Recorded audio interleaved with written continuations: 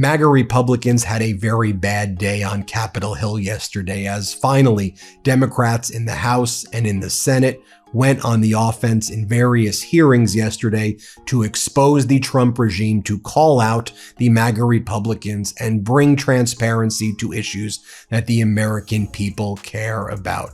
So the Democrats in the House and the Senate, on a bicameral basis, conducted unofficial shadow hearings, as they're called, regarding ICE and Border Patrol terrorism across the country. They had to do these as shadow hearings because MAGA Republicans want to cover up Trump's ICE and Border Patrol forces engaging in these terroristic acts and these killings against people in this country. So Democrats in the House and the Senate brought witnesses who are survivors and victims of Trump's Border Patrol and ICE terrorism, and they gave some of the most compelling testimony. We'll talk about what went down there.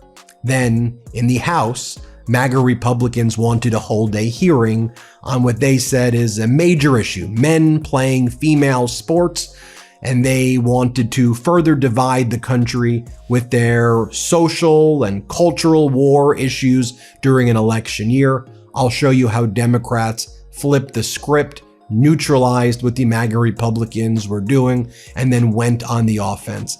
Then in the Senate, there was a hearing where the NIH director, Dr. Jay Bhattacharya, was called to testify, and you had senators like Bernie Sanders cross-examining Bhattacharya and exposing him and RFK Jr. and the fatal consequences of the Trump regime's assault on vaccines and science and medicine. So let's go through what went down.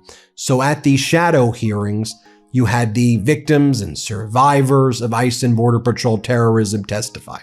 One of the witnesses was Miramar Martinez, who was shot 5 times by Border Patrol agents back on October 4th, 2025. Border Patrol agents then made up a fabricated story that they feared for their life because they said Miramar Martinez attacked them with the vehicle and she rear-ended them and they had to shoot her, and that's what happened. They then tried to have her prosecuted federally. They wanted her to go to prison essentially for the rest of her life because they said she attacked them. Then all of the videos and contemporaneous evidence showed that what the Border Patrol agents were saying was an utter lie, and the charges against Miramar Martinez were dismissed, but she still suffers as a result of being shot 5 times. Well, she testified before the shadow hearings before Democrats in the House and the Senate, and Democratic Congressmember Robert Garcia, who is the ranking member of the House Oversight Committee, he was questioning Miramar Martinez,